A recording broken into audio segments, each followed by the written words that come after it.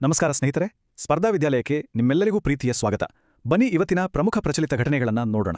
ಇವತ್ತಿನ ಚರ್ಚೆಯಲ್ಲಿ ನಾವು ಒಟ್ಟು 10 ಬಹುಮುಖ್ಯ ಪ್ರಶ್ನೆಗಳನ್ನು ಆಳವಾಗಿ ವಿಶ್ಲೇಷಣೆ ಮಾಡಲಿದ್ದೇವೆ. ಪ್ರತಿಯೊಂದು ಪ್ರಶ್ನೆಯೂ ಮುಂಬರುವ ಎಲ್ಲಾ ಸ್ಪರ್ಧಾತ್ಮಕ ಪರೀಕ್ಷೆಗಳಿಗೆ ತುಂಬಾನೇ ಉಪಯುಕ್ತ. ಸೊ ಕೊನೆಯವರೆಗೂ ಮಿಸ್ ಮಾಡದೆ ನೋಡಿ. ಸರಿ, ಹಾಗಾದ್ರೆ ಮೊದಲನೇ ಪ್ರಶ್ನೆಯಿಂದ ಶುರು ಮಾಡೋಣ ಅಲ್ವಾ?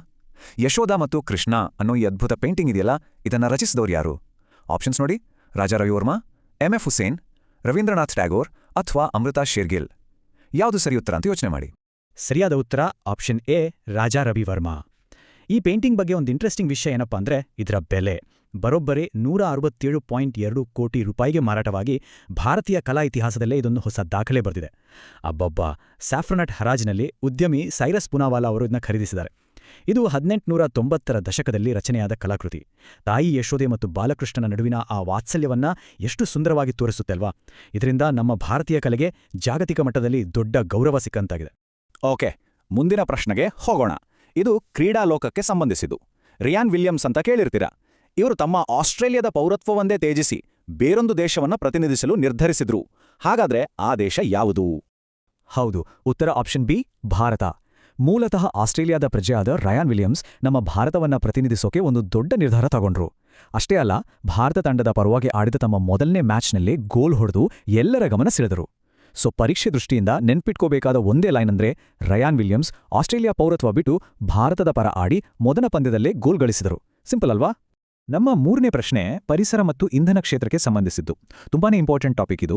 2025ರ ಹೊತ್ತಿಗೆ ನವೀಕರಿಸಬಹುದಾದ ಇಂಧನ ಮಾರುಕಟ್ಟೆಯಲ್ಲಿ, ಅಂದ್ರೆ ರಿನ್ಯೂವಬಲ್ ಎನರ್ಜಿ ಮಾರ್ಕೆಟ್ ಅಂತಾರಲ್ಲ, ಅದರಲ್ಲಿ ಭಾರತದ ರ್ಯಾಂಕ್ ಎಷ್ಟು?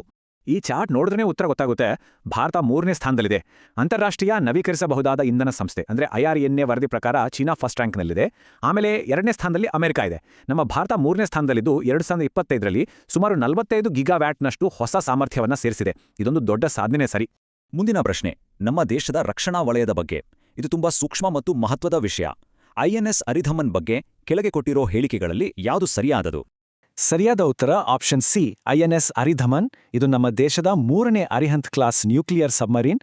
ಇದನ್ನ SSBN ಅಂತಾರೆ, ಅಂದ್ರೆ ಬ್ಯಾಲಿಸ್ಟಿಕ್ ಕ್ಷಿಪಣಿಗಳನ್ನು ಹೊತ್ತೊಯ್ಯುವ ನ್ಯೂಕ್ಲಿಯರ್ ಜಲಾಂತರ್ಗಾಮಿ. ಇದು 3500 ಕಿಲೋಮೀಟರ್ ದೂರ ಸಾಗಬಲ್ಲ K4 ಪರಮಾಣು ಕ್ಷಿಪಣಿಗಳನ್ನು ಕೊಂಡೊಯ್ಯುತ್ತೆ. ಈ ಸ್ಲೈಡಲ್ಲಿ ನೋಡಿ, ನ್ಯೂಕ್ಲಿಯರ್ ಟ್ರಯಾಡ್ ಅಂದ್ರೆ ಏನು ಅಂತ ತೋರಿಸ್ತಿದೆ.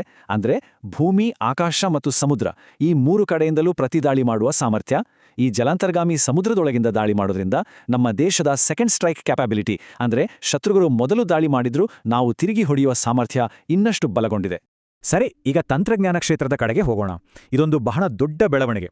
ಭಾರತದ ಮೊಟ್ಟ ಮೊದಲ ಕ್ವಾಂಟಮ್ ವ್ಯಾಲಿಯನ್ನು ಯಾವ ರಾಜ್ಯದಲ್ಲಿ ಸ್ಥಾಪಿಸೋಕೆ ಪ್ಲಾನ್ ಮಾಡಿದ್ದಾರೆ? ಉತ್ತರ ಆಂಧ್ರಪ್ರದೇಶ್. ಹೌದು, ಆಂಧ್ರಪ್ರದೇಶದ ರಾಜಧಾನಿ ಅಮರಾವತಿಯಲ್ಲಿ ದೇಶದ ಮೊದಲ ಕ್ವಾಂಟಮ್ ಟೆಕ್ನಾಲಜಿ ಹಬ್ ಸ್ಥಾಪನೆಯಾಗಲಿದೆ. ಇದನ್ನ IBMನಂತಹ ದೈತ್ಯ ಕಂಪನಿಗಳ ಜೊತೆ ಸೇರಿ ಅಭಿವೃದ್ಧಿಪಡಿಸಲಾಗ್ತಿದೆ. ಇದರ ಮುಖ್ಯ ಗುರಿ ಏನು ಗೊತ್ತಾ? Quantum computing, artificial intelligence, cyber security ಮತ್ತು ಆರೋಗ್ಯ ಕ್ಷೇತ್ರಗಳಲ್ಲಿ ಸಂಶೋಧನೆಗೆ ದೊಡ್ಡ ಮಟ್ಟದ ಪ್ರೋತ್ಸಾಹ ನೀಡುವುದು. ಇದು ನಮ್ಮ ದೇಶದ ಮಹತ್ವಾಕಾಂಕ್ಷೆಯ ರಾಷ್ಟ್ರೀಯ ಕ್ವಾಂಟಮ್ ಮಿಷನ್ನ ಒಂದು ಪ್ರಮುಖ ಭಾಗವಾಗಿದೆ.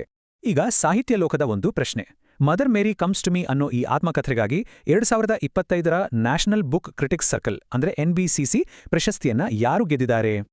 ಸರಿಯಾದ ಉತ್ತರ ಖ್ಯಾತ ಲೇಖಕಿ ಅರುಂಧತಿ ರಾಯ್. ಅವರ Mother Mary comes to me ಅನ್ನೋ ಆತ್ಮಕಥೆಗೆ ಈ ಪ್ರತಿಷ್ಠಿತ ಪ್ರಶಸ್ತಿ ಸಿಕ್ಕಿದೆ.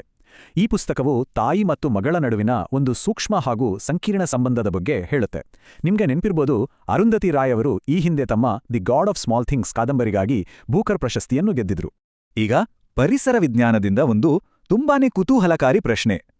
ಅಮೆಜಾನ್ ಕಾಡುಗಳಲ್ಲಿ ಸಿಗುವ ಕುಟುಕದ ಜೇನುನೊಣಗಳಿಗೆ ಅಂದ್ರೆ ಸ್ಟಿಂಗ್ಲೆಸ್ ಬೀಸ್ಗೆ ಇತ್ತೀಚೆಗೆ ವಿಶೇಷವಾದದ್ದನ್ನ ನೀಡಲಾಗಿದೆ. ಅದೇನು? ಉತ್ತರ ಬಿ, ಕಾನೂನು ಹಕ್ಕುಗಳು ಅಂದ್ರೆ ಲೀಗಲ್ ರೈಟ್ಸ್. ಇದೊಂದು ನಿಜಕ್ಕೂ ಐತಿಹಾಸಿಕ ನಿರ್ಧಾರ. ಜಗತ್ತಿನಲ್ಲೇ ಮೊದಲ ಬಾರಿಗೆ ಕೀಟಗಳಿಗೆ ಈ ರೀತಿ ಕಾನೂನುಬದ್ಧ ಹಕ್ಕುಗಳನ್ನು ನೀಡಲಾಗಿದೆ. ಇದರರ್ಥ ಇನ್ಮುಂದೆ ಈ ಜೇನುನೊಣಗಳಿಗೆ ತೊಂದರೆ ಕೊಡೋದು ಅಥವಾ ಅವುಗಳ ವಾಸಸ್ಥಾನವನ್ನು ಹಾಳು ಮಾಡೋದು ಕಾನೂನು ಬಾಹಿರ. ಪರಾಗಸ್ಪರ್ಶ ಕ್ರಿಯೆಯಲ್ಲಿ ಮತ್ತೆ ಪರಿಸರ ಸಮತೋಲನದಲ್ಲಿ ಅವುಗಳ ಪಾತ್ರ ಎಷ್ಟು ಮುಖ್ಯ ಅನ್ನೋದನ್ನು ಗುರುತಿಸಿ ಅವುಗಳ ರಕ್ಷಣೆಯ ಜವಾಬ್ದಾರಿಯನ್ನ ಸರ್ಕಾರವೇ ಹೊತ್ಕೊಂಡಿದೆ. ಓಕೆ, ಈಗ ಅರ್ಥಶಾಸ್ತ್ರದ ಒಂದು ಪ್ರಮುಖ ವಿಷಯದ ಕಡೆಗೆ ಬರೋಣ. ಹಣಕಾಸು ನೀತಿ ಸಮಿತಿ ಅಂದ್ರೆ ಮಾನಿಟರಿ ಪಾಲಿಸಿ ಕಮಿಟಿ ಅಥವಾ MPC ಬಗ್ಗೆ ಕೊಟ್ಟಿರುವ ಹೇಳಿಕೆಗಳಲ್ಲಿ ಯಾವುದು ಸರಿ ಅಂತ ಕಂಡುಹಿಡಿಬೇಕು? ಉತ್ತರ ಸಿ.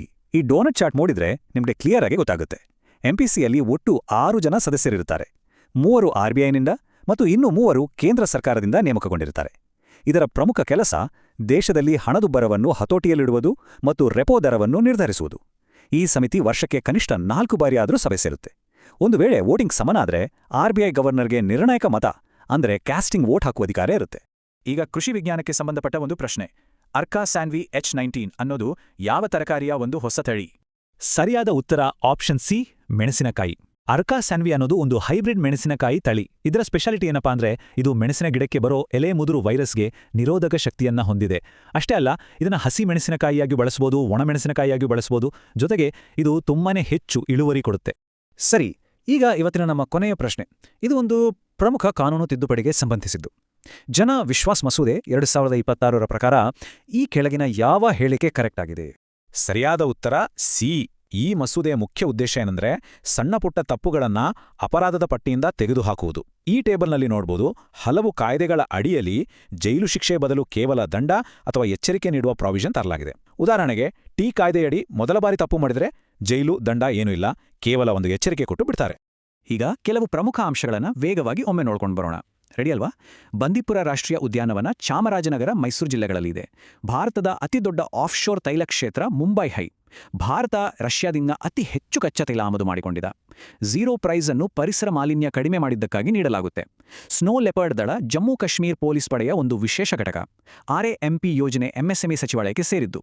ಮೈಕ್ರಾನ್ನ ಸೆಮಿಕಂಡಕ್ಟರ್ ಘಟಕ ಗುಜರಾತ್ನ ಸಾನಂದ್ನಲ್ಲಿದೆ. ಈ ಪಾಯಿಂಟ್ಸ್ಗಳನ್ನು ಚೆನ್ನಾಗಿ ನೆನಪಿನಲ್ಲಿಟ್ಕೊಳ್ಳಿ. ಮತ್ತು ಈಗ ನಿಮಗಾಗಿ ಒಂದು ಸವಾಲಿನ ಪ್ರಶ್ನೆ. ಭಾರತೀಯ ನೌಕಾಪಡೆ ದಿನ ಅಂದ್ರೆ ಇಂಡಿಯನ್ ನೇವಿ ಡೇ ಅನ್ನ ಯಾವ ದಿನದಂದು ಆಚರಿಸಲಾಗುತ್ತದೆ? ಇದು ನಿಮ್ಮ ಜ್ಞಾನವನ್ನು ಪರೀಕ್ಷಿಸಲು ಒಂದು ಒಳ್ಳೆಯ ಅವಕಾಶ. ನಿಮ್ಮ ಉತ್ತರಗಳನ್ನು ಕಾಮೆಂಟ್ ಬಾಕ್ಸಲ್ಲಿ ಖಂಡಿತ ಬರೀರಿ. ಇವತ್ತಿನ ಈ ವಿಶ್ಲೇಷಣೆ ಎಲ್ಲರಿಗೂ ಉಪಯುಕ್ತವಾಗಿದೆ ಅಂತ ಭಾವಿಸ್ತೇನೆ. ಹಾಗಿದ್ರೆ ದಯವಿಟ್ಟು ಲೈಕ್ ಮಾಡಿ, ನಿಮ್ಮ ಸ್ನೇಹಿತರ ಜೊತೆ ಶೇರ್ ಮಾಡಿ ಮತ್ತು ನಮ್ಮ ಚಾನೆಲ್ಗೆ ಸಬ್ಸ್ಕ್ರೈಬ್ ಆಗೋದನ್ನ ಮರಿಬೇಡಿ. ಹೆಚ್ಚಿನ ನೋಟ್ಸ್ ಮತ್ತು ಸ್ಟಡಿ ಮೆಟೀರಿಯಲ್ಸ್ಗಾಗಿ ನಮ್ಮ ಟೆಲಿಗ್ರಾಮ್ ಚಾನೆಲ್ಗೆ ಸೇರಿಕೊಳ್ಳಿ. ಮುಂದಿನ ವಿಶ್ಲೇಷಣೆಯಲ್ಲಿ ಮತ್ತೆ ಭೇಟಿಯಾಗೋಣ. ಎಲ್ಲರಿಗೂ ಧನ್ಯವಾದಗಳು.